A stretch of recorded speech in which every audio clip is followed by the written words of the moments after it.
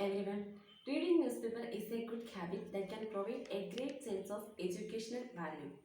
It carries information about politics, economy, industry, sports, business, trade and commerce. Newspapers carry the news of the world. Newspapers provide information and general knowledge. Let's take up the analysis of the Hindu newspaper. The Union Finance Minister has announced an economic stimulus to help revive growth in the Indian economy, who just was hit by the second wave of the pandemic. The government expects the total value of this package at a maximum 6.28 lakh crores rupees. The stimulus is primarily focused on the healthcare sector and as well as on pandemic hit sectors such as tourism, exports, etc. In the healthcare sector, the government is looking to extend credit guarantee facilities to the range of 50,000 crore rupees for supporting the creation of adequate healthcare facilities and infrastructure outside of metro cities.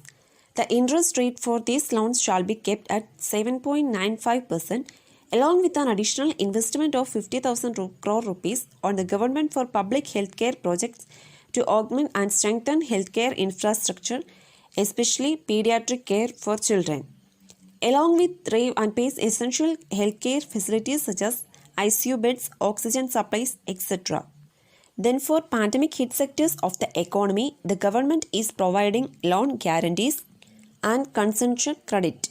And this includes the extension of the existing emergency credit line guarantee scheme by 1.5 lakh crore rupees, along with 60,000 crore loan guarantees and concessional credit for new select sectors. The government is also launching the scheme for small borrowers, and around 25 lakh small borrowers would be eligible to get cheap loans worth around 7,500 crore rupees through microfinance institutions. The package also provides for dedicated loan facilities for the tourism sector, along with concessions from Provident Fund contributions. And to help reward the tourism sector, the government is also introducing a 1-month free tourist visa for first 5 lakh foreigners, in order to give a boost to the hospitality sector, which has been severely held by the pandemic.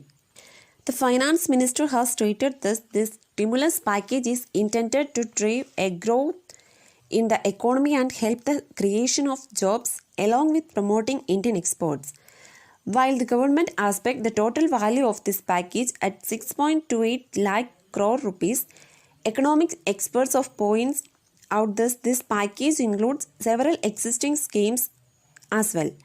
And if you are to exclude those existing schemes, when the fresh stimulus being injected stands it around just 60,000 crore rupees through this latest announcement. Economists are of the opinion thus this package would be sufficient to help the pandemic hit economy, and while some of the investments and new schemes are appreciable, it would be sufficient to revive GDP growth and exports. And if the government is seeking to stimulate job creation, then it will have to come out with a much larger direct stimulus, but will help infuse fresh capital to the pandemic hit sectors.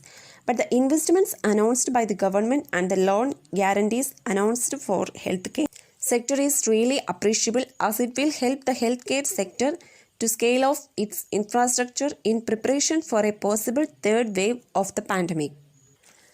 Now let's take the next page, in which the writer critically examines the aggressive of privatization policy there is being pursued by the government of India. Privatization refers the divesting or disinvesting of government shareholders in public sector units for public sector enterprises. Past independence, the government of India envisioned the PSUs as the workhorses of the economy, and as an envision, they helped a newly independent country to become independent and self-reliant of several sectors. The PSUs did several key purposes in supporting the company and driving India's growth and prosperity. But however, inefficiencies kept into the functioning and operations of these PSUs as a result of socialist error policies. And by 1980s, 1990s, many of these PSUs started becoming a burden of the government.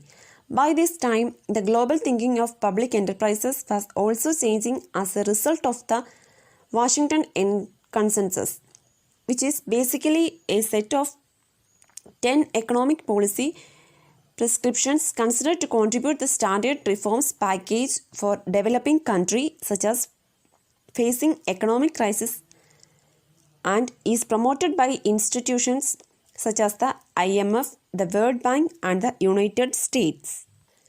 The Washington Consensus is based on free market economy, and it seeks to promote the goals of liberalization, privatization and globalization. By early 90s, the thinking in public administration was that the government has no role to be business, and it became an aspected paradigm that what we need is a minimum government that only plays the role of an enabler or a catalyst or a regulator, while leaving the domain of business to private enterprises. Such disinvestments raise revenue for the government as well, and at the same time it also helps in reviving some of the 6 PSUs or it reducing the burden of the government by entirely selling off or closing some of the public sector units. This privatization policy, as was pursued by the success of government and batch to the early 2000s, the NDA did carry out some privatization in a few companies. But eventually that to be put on hold due to a political backlash, because privatization always triggers a political controversy as the employees of these public sector units who are sector lost their jobs, their rights and privileges, raise the question of labor rights, and eventually this turns to a political and eventually this turns to a controversy as the labor unions and the laborers represent an important political constituency. So as a result of this political backlash, the UPA government did make much progress with regard to privatization, and even the current Modi government in the initial term did not seek to prioritize privatization. But in the last few years, the government has adopted an aggressive privatization policy which the writer compares to the privatization arrived United Kingdom under Margaret Thatcher. Now let's look at the next page, in which the writers evaluate India's failure to honor adverse international judicial rulings with regard to corporate taxation and corporate dealings, which has hurt India's image as a credible and trustworthy investment destination.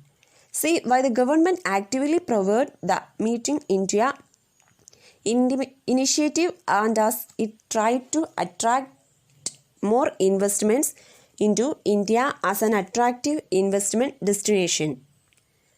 It relies upon India's credibility and India's credentials as an attractive investment destination. Foreign investors often invest in other countries by looking at the country's infrastructure, the policies of its government, the depth and reach of its market, and more importantly, the ability of that government and the courts of that country to enforce the awards and honor the contract. Just like investors are driven away if there is poor infrastructure and poor government policies, similarly, the government and the court, if they fail to honor contract and enforce awards, investors are shaken and they often tend to go away from such destinations. This argument is come up with the context of 2 cases that India has lost through international arbitration related to corporate taxation. Last year, India lost 2 major bilateral investment treaties related to disputes which concerned 2 major companies. One was Vodafone and the other was Cairn Energy. Both these companies had entered into a legal dispute with India on the question of retrospective taxation.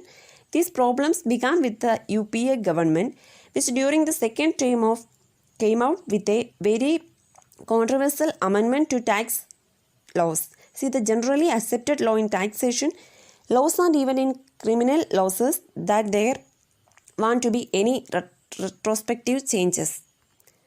So this concludes our discussion for today. Thank you.